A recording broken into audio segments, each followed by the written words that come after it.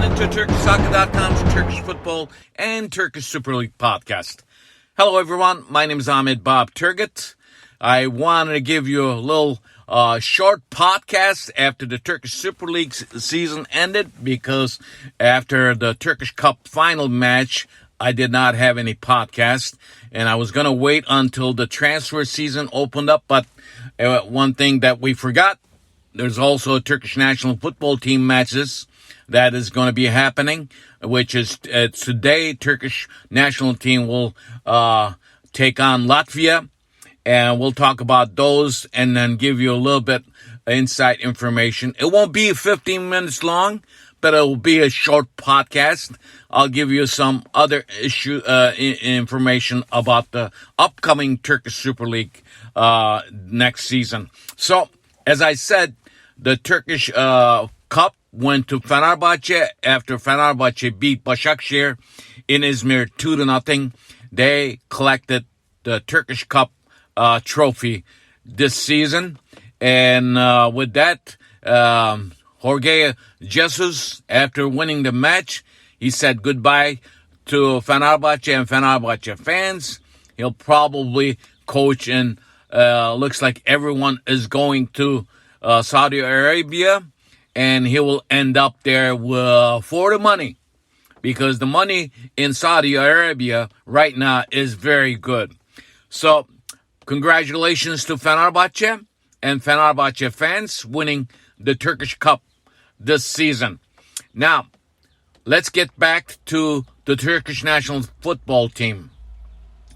They are in the group with Croatia, Wales, Turkey, Armenia, and Latvia.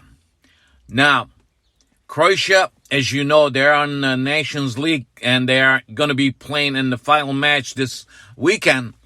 They're in the first place with 4 points in this group. The second place team is Wales with 4 points also. The third place team is Turkish national team, Turkey, with 3 points. Armenia and Latvia so far has 0 points.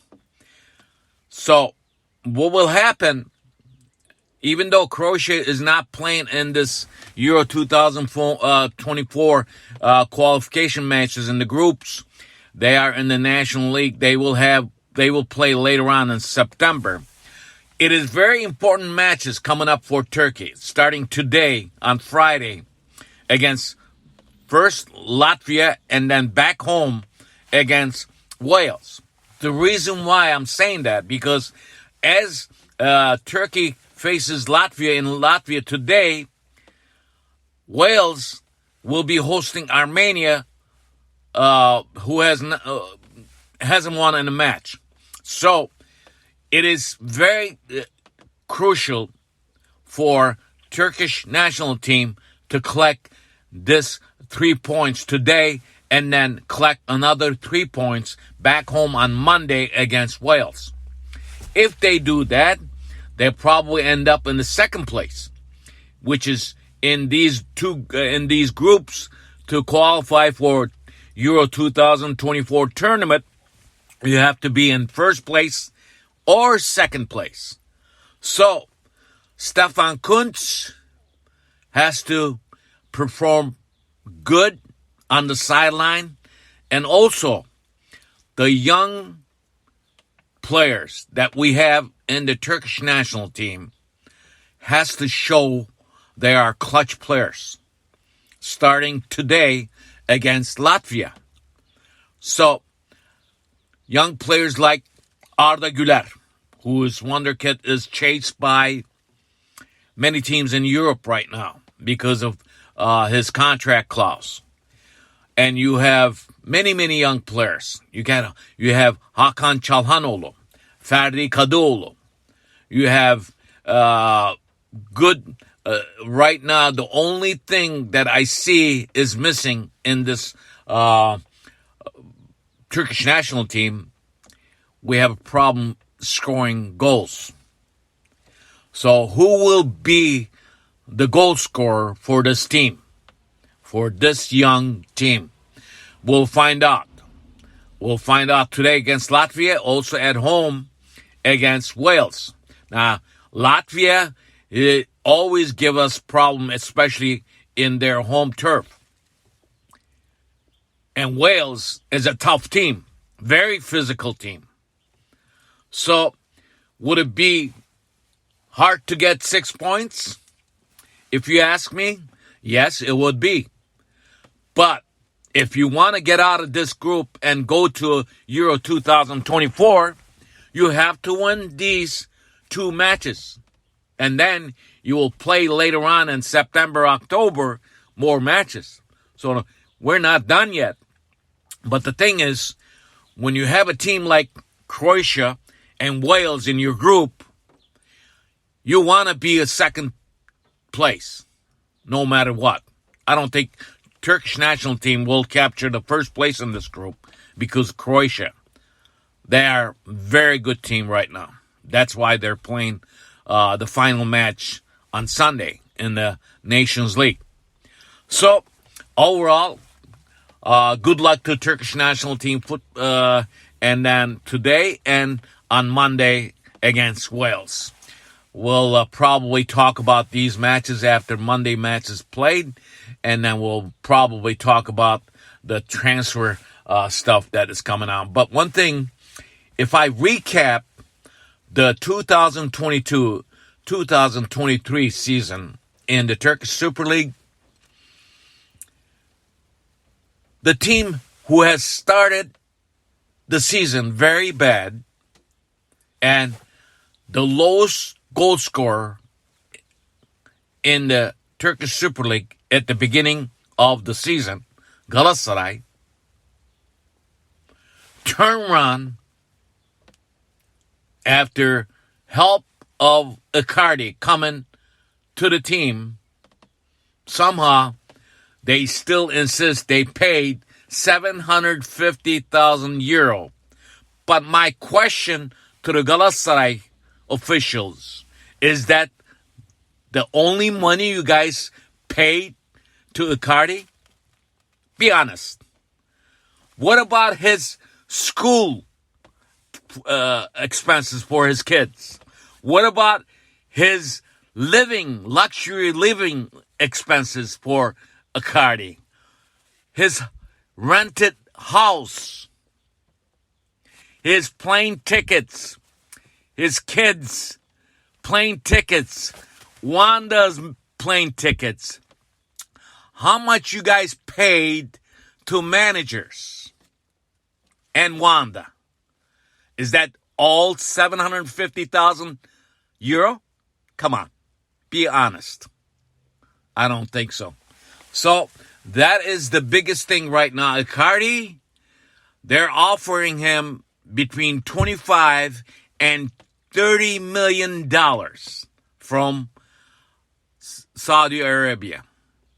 I told you in my last podcast, Icardi will not come back to Galatasaray. Galatasaray just today offered $7 million. That is a huge money for a team in the Turkish Super League right now. Because all the teams in the Turkish Super League are owned by banks. Everything they make in the season, at least 65% of what they earn goes to the banks. Interest rates and the money they owe them. Now, how would you pay $7 million? I know they're talking about they have sponsors to pay that money. Don't get me wrong. Icardi is the sensational striker to watch. As a Turkish football fan and who follows Turkish football for a long time, I have not seen a goal scorer lately like Icardi. I wish he could play in Galatasaray team. But Galatasaray has to open the season early. They have playoff matches until if they want to get to Champions League. So they're going to have a busy season. They also, Okan Buruk and Galatasaray officials should have Plan B. Plan B means, what if Icardi doesn't show up, and who is going to be your striker? Who is going to be your goal scorer? Gomes gone, and Mustafa Mohamed is gone. So who do you have? Nobody. So they better, if they want to represent Turkey in the Champions League, they have to do a lot of searching, work day and night. Otherwise, a year ago, Galatasaray was in chaos, and this officials came in, turned around. But is this for consistency, or it was just one season thing? We will see. I am guessing Galatasaray might be in chaos if they can't make it to Champions League. So Galatasaray has to do a lot of thinking. And as far as the transfer news, a lot of things happening, a lot of gossip is happening, but nothing has happened yet. Only Fenerbahce got a Ranger player, Kent, and other than that, Sivasspor coach, as I told you before, resigned, and İlhan Polut came to Rizespor as a new coach. As you know, next season in the Turkish Super League, we will have Samsunspor and Rizespor, and the last one, Pendikspor, who is from Istanbul also. So we will have 8 teams from Istanbul team. Again, because Imraniye dropped down, we still have 8 teams. Congratulations to Samsunspor, Rizespor, and Pendikspor promoted to Turkish Super League. But the thing is, it is going to be a long season for all these teams, especially when they struggle with financially, and then with between Turkish Cup matches, between the European competition. Oh, one last thing before I close. Because of Fenerbahce won the Turkish Cup, Başakşehir can't go to any European tournaments, and Adana Demirspor will represent Turkey along with Fenerbahce, Beşiktaş, and Galatasaray in the European competitions. Also, one other thing that I want to mention, but I don't have that in my mind right now. But anyway, it's been 13 minutes. I talked about the Turkish Cup winner, Fenerbahce, Turkish national team, coming up matches. Also talked about a little bit of Galatasaray season and gave you some inside information about what's going on in the Turkish Super League. And pretty much that is it. And we'll see you after these matches played with the Turkish national team matches on Monday. Probably in the middle weekend. Next week, I will have, or towards Friday or Saturday, I will have another podcast for you for especially Turkish national team matches that played. We'll review those matches and give you inside information as far as what's going on with the transfers. But right now, it is the summer season, and have fun. And thanks for listening to Turkish Soccer Podcast every week. My name is Ahmet Bob Turgut. See you next time. Bye-bye.